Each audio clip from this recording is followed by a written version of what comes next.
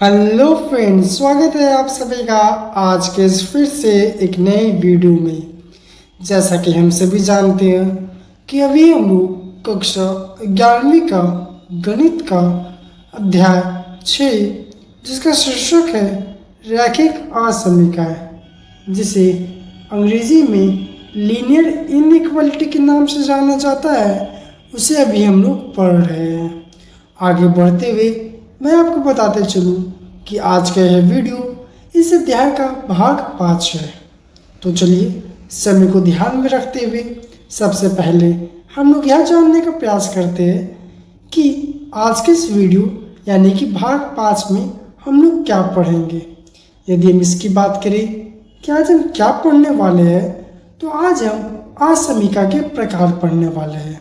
In fact दूसरे शब्दों में समझने का प्रयास करें तो आज हम मेनली इसके बारे में चर्चा करेंगे कि कक्षा 11वीं में जो हमें रैखिक असमीका पढ़ना है, उसमें हमें कितने प्रकार अलग अलग प्रकार के या कितने टाइप्स के असमीका को पढ़ना है, उसके बारे में जानकारी लेना है। उसके बारे में आज हम डिस्कशन करेंगे।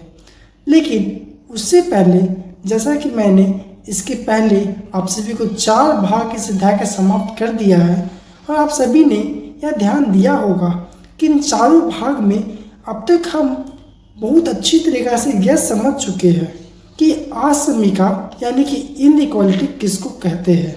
आपको याद हो कि भाग 3 में हमने इस वर्ड को असमीका क्या होता है उसको समझाने के लिए आपको कुछ उदाहरण दिए थे, जिसके माध्यम से हम आपको यह समझाना चाहते थे कि असमीका का रियल मतलब क्या होता है। इससे आप किस प्रकार से रियल लाइफ के एग्जाम्पल से कैसे समझ सकते हो। उसी से रिलेटेड हमारा भाग 4 था, जिसको हमने और इलेबोरेट करके और डिटेल में डिस्कशन किया। और आज के इस वीडियो में हम लोग असमीका के प्रकार पढ़ने वाले हैं। लेकिन आपने ध्यान दिया होगा कि इन चारों भाग में अब तक जो हमने कवर किया इस अध्याय का भाग 4 तक, इन चारों भाग में आप ऐसा देखे होंगे कि हम लोग अब तक आपको एक एक्यूरेट डेफिनेशन क्या समीका का एक एक्यूरेट डेफिनेशन क्या होता है वो शायद हमने आपको नहीं दिया है। तो चलिए सबसे पहले हम सभी आपको असमीका का एक डेफिनेशन, एक परिभाषा क्या होता है उसको देने का प्रयास करते हैं। यदि हम असमीका का एक एग्जैक्ट डेफिनेशन की बात करें यानी कि परिभाषा की बात करें जो कि एनसीईआरटी के अनुसार दिया गया है, तो वो कुछ इस प्रकार है कि एक असमीका 2 वास्तविक संख्याओं या 2 बीजीय व्यंजकों में ग्रेटर देन, लेस देन या फिर ग्रेटर देन इक्वल टू या लेस देन इक्वल टू के चिन्ह के प्रयोग से बनती है। तो उम्मीद करता हूँ कि मुझे यह परिभाषा आपको समझाने की ज़रूरत नहीं पड़ेगी, क्योंकि हमने पिछले 4 भाग में आपको इसी परिभाषा को एक सरल भाषा में तोड़ के समझाने का प्रयास किया है। और उम्मीद करता हूँ कि आप सभी को यह परिभाषा समझ में आ रहा होगा। अब हम लोग चलते हैं आज के टॉपिक की तरफ, जो कि है हमारा टाइप्स। यानी हमें इस अध्याय में रैखिक असमीका में हमें कितने प्रकार के असमीका को पढ़ना है, कितने डिफरेंट प्रकार के असमीका के बारे में जानकारी लेना है, उसके बारे में चलिए हम लोग चर्चा करते हैं। यदि मैं आपको बताते चलूँ कि इस अध्याय में हमें कुल 5 प्रकार के, मेनली 5 प्रकार के ही हमें असमीका के बारे में डिस्कशन करना है। और वो 5 प्रकार का असमीका कौन कौन है, तो चलिए सबसे पहले हम लोग यह जानकारी लेते हैं कि वह कौन कौन 5 प्रकार का असमीका है। उसके बाद हम लोग कुछ उदाहरण के माध्यम से इसे समझने का प्रयास करेंगे। उन 5 असमीकाओं में सबसे पहला जो असमीका जो हमें पढ़ना है, जिसके बारे में हमें जानकारी लेना है, वो है संख्यांक असमीका। उसी प्रकार से जो दूसरा असमीका है वो है शाब्दिक असमीका, तीसरा है द्वि असमीका, और जो हमारा चौथा असमीका है वो है सुनिश्चित असमीका। उसी प्रकार से जो हमारा अंतिम और आखिरी असमिका जो हमें इस अध्याय में पढ़ना है वो है दीर्घातीय असमिका। तो चलिए, ये तो हुआ कुल 5 असमिका जिसके बारे में हमें इस अध्याय में पढ़ना है और जानकारी लेना है। अब हम लोग इन 5 असमिका को डिटेल में एक एक करके एक उदाहरण सहित इसे समझने का प्रयास करते हैं। तो चलिए, सबसे पहले हम लोग शुरुआत करते हैं संख्यांक असमिका से कि संख्यांक असमिका किसे कहा जाता है।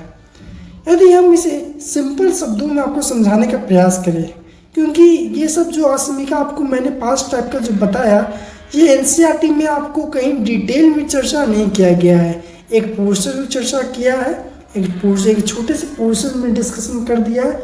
इसलिए हम भी ये सिर्फ एक ही वीडियो इस पूरे 5 टाइप्स के लिए आपके लिए लेके आया है, जहाँ पर हम एक ही वीडियो में आपको कुछ उदाहरण के माध्यम से इस पूरी असमिका के बारे में डिस्कशन कर देंगे। इन 5 असमिका का हम लोग आपको एक एग्जैक्ट डेफिनेशन नहीं देंगे, सिर्फ एक उदाहरण के माध्यम से डिस्कशन करेंगे, क्योंकि एनसीईआरटी ने भी इसे एक छोटे से पोर्शन में कवर किया है। तो चलिए, जैसा कि पहला असमिका हमने अभी पढ़ा, तो पहला है संख्यांक असमिका। यदि इसके बारे में हम बात करें तो यह एक ऐसा असमिका है जो कि 2 संख्याओं के बीच में होती है।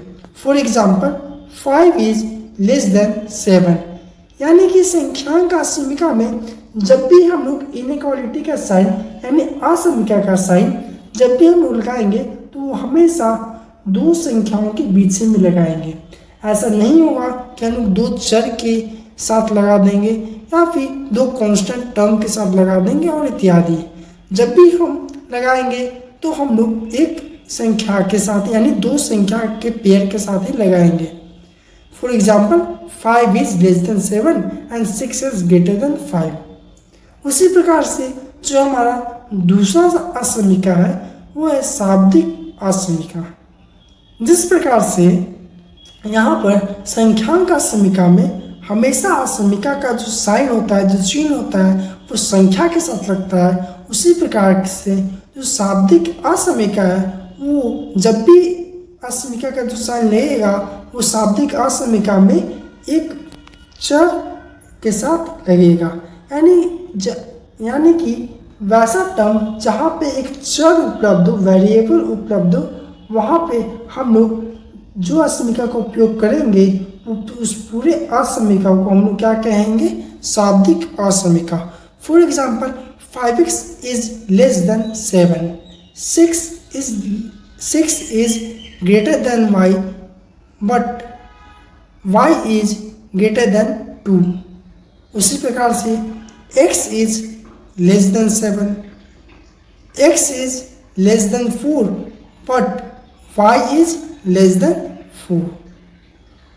तो इस प्रकार से जो अभी आपको उदाहरण स्क्रीन पर दिख रहा है, जब भी आपको इस प्रकार का असमिका दिखाई दे जहाँ पे असमिका का जो चिन्ह हो वो 2 ऐसे टर्म के साथ लगे जहाँ पर एक टर्म में एक चर हो, उसे हम क्या कहेंगे, शाब्दिक असमिका। उसी प्रकार से द्वितीय असमिका होता है। द्वितीय असमिका को आप सिंपल शब्दों में ऐसे समझे कि जहाँ पर एक साथ 2 असमिका चिन्ह का प्रयोग हो उसे हम लोग द्वितीय असमिका कहते हैं। फॉर एग्जाम्पल जैसे आपके स्क्रीन पर दिख रहा है कि यहाँ पे जो लिखा हुआ है, इस पूरी इनइक्वालिटी में असमिका में हमने 2 असमिका चिन्ह का उपयोग किया है। अब यह असमिका जो चिन्ह का प्रयोग होता है द्वितीय असमिका में, यह जरूरी नहीं कि अलग अलग ही हो। फॉर एग्जाम्पल यहाँ पे हम लोग एक ही साइन का उपयोग कर सकते हैं, यानी कि यहाँ पर जो उदाहरण आपको दिख रहा है कि एक बार हमने लेस देन का सिंबल का इस्तेमाल किया है और एक बार हमने लेस देन और इक्वल टू का सिंबल का इस्तेमाल किया है। यानी कि जहाँ कहीं भी किसी भी इनइक्वालिटी में जहाँ कहीं भी हम 2 इनइक्वालिटी साइन 2 असमिका चिन्ह का प्रयोग करें उससे हम लोग क्या कहेंगे, द्वितीय असमिका। उसी प्रकार से जो हमारा तीसरा असमिका है वो है सुनिश्चित असमिका। इसको यदि हम लोग समझाने का प्रयास करें तो इसे आप कुछ इस तरीक़ा से ये समझ सकते हो। जैसे सुनिश्चित असमिका का कहने का तात्पर्य यह है वैसा असमिका जहाँ पर सिर्फ दो ही चिन्ह का उपयोग हो, या तो ये चिन्ह या तो ये चिन्ह, या तो ग्रेटर देन या तो लेस देन। ये नहीं कि ग्रेटर देन और इक्वल टू भी हो और लेस देन और इक्वल टू भी हो। जहाँ पर सिर्फ दो ही चिन्ह का उपयोग हो, या फिर ग्रेटर देन या फिर लेस देन, तो उस प्रकार के असमिका को हम लोग क्या कहेंगे? सुनिश्चित असमिका। उसी प्रकार से हमारा दीर्घाती असमिका है, जो कि और भी बहुत आसान है। हालांकि शायद यहाँ पे नंबरिंग का मिस्टेक हुआ है। यहाँ पे 5 दीर्घाती असमिका शायद 5 टाइप 5वां टाइप है, इसलिए यहाँ पे 5 हो जाएगा। तो इससे कोई दिक्कत नहीं है। आप यहाँ पे ध्यान दीजिए कि दीर्घाती असमिका किसे कहते हैं। देखिए, दीर्घाती असमिका को समझना बहुत ही आसान है। कैसे? आइए हम इसको समझने का प्रयास करते हैं। यदि आपको याद हो तो अब तक यानी कक्षा 10वीं तक ऐसा बहुत सारा मौका आया होगा जहाँ पर हम लोग गणित में ऐसे बहुत सारे टाइम में दीर्घाती शब्द का इस्तेमाल किए होंगे। यदि आपको याद हो तो हम अब तक यानी कक्षा 10वीं तक ऐसे बहुत सारे टर्म पढ़े हैं गणित में जहाँ पर यह शब्द यानी दीर्घाती शब्द का इस्तेमाल हुआ है, जैसे कि दीर्घाती समीकरण।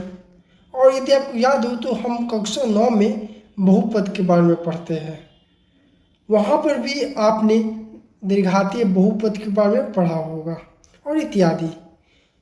यदि आप पिछले कॉन्सेप्ट को थोड़ा सा रिकॉल करोगे, थोड़ा सा याद करोगे, तो आप यह पाओगे, ध्यान से यदि आप देखोगे तो आप यह पाओगे कि जहाँ कहीं भी गणित में ये शब्द दीर्घाती शब्द का इस्तेमाल होता है, वहाँ पर हम एक बहुपद से डील करते हैं, और वह बहुपद का घात कितना होता है? 2 होता है।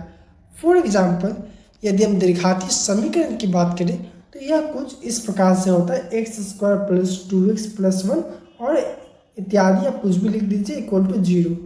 यानी कि जहाँ कहीं भी हम दीर्घाती शब्द का इस्तेमाल करते हैं वहाँ पर हम पाते हैं कि वहाँ पर हमें एक बहुपद मिलता है, और उस बहुपद का जो घात होता है, जो हाईएस्ट पावर जो होता है, वो कितना होता है?